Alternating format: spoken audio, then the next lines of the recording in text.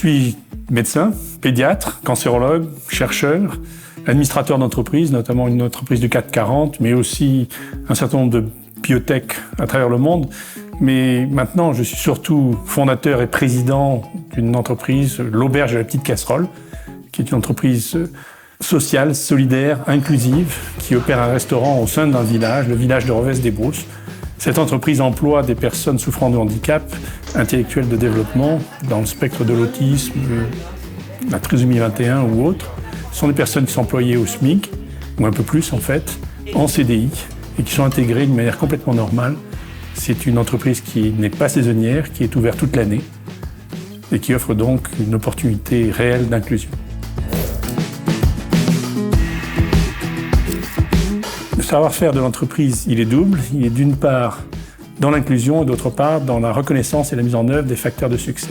En termes d'inclusion, c'est avant tout non pas une inclusion par la compensation de handicap, c'est-à-dire aller un peu contre l'instinct général qui est d'essayer d'aider une personne souffrant de handicap, et beaucoup plus de l'inclure en lui offrant respect, soutien et le développement de compétences là où elle est initialement bonne et découvrir d'autres compétences dans la variété des métiers qu'offrent la restauration, le bar ou les chambres d'hôtes.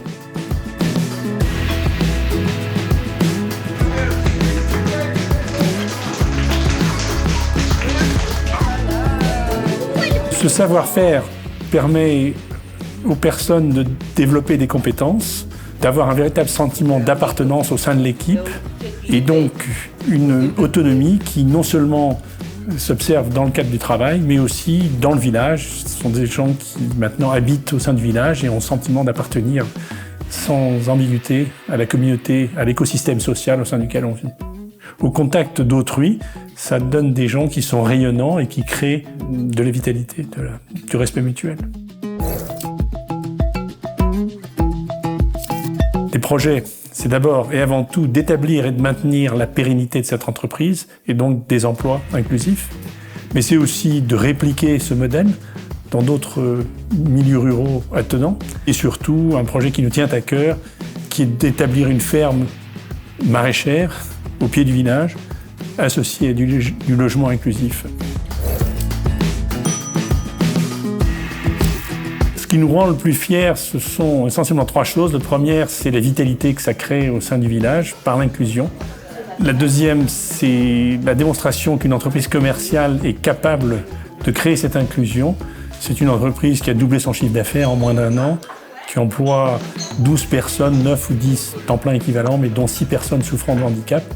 C'est aussi la création d'opportunités qui n'existaient pas auparavant, et ce, tout au long de l'année, que ce soit l'activité de bar, que ce soit des activités sociales, que ce soit les lieux de réunion, et aussi et surtout la mairie qui invite une fois par semaine la moitié de l'école primaire, donc une quinzaine à une vingtaine d'enfants qui viennent toutes les semaines déjeuner au sein du restaurant, et de ce fait, avoir une expérience collective, avoir une expérience avec les chefs, avec une nourriture qui est préparée localement, qui est extrêmement variée, et aussi une expérience directe de ce qu'est l'inclusion et le respect d'autrui.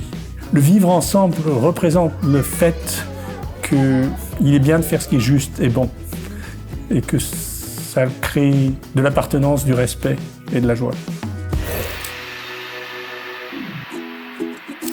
Les Alpes de Provence, pour moi, c'est 65 ans en arrière. J'ai passé toute mon enfance et toute ma vie, mais essentiellement en vacances. C'est aussi Revesse-des-Brousses, le lieu où mes parents ont habité, où ma femme et moi, nous nous sommes mariés il y a 41 ans. C'est un lieu où nous sommes revenus avec nos 6 enfants, puis les 4 enfants que nous avons adoptés, qui sont eux-mêmes trisomiques 21. Mais c'est aussi un lieu rural qui est vibrant, qui est riche d'entreprises, mais qui est surtout extrêmement accueillant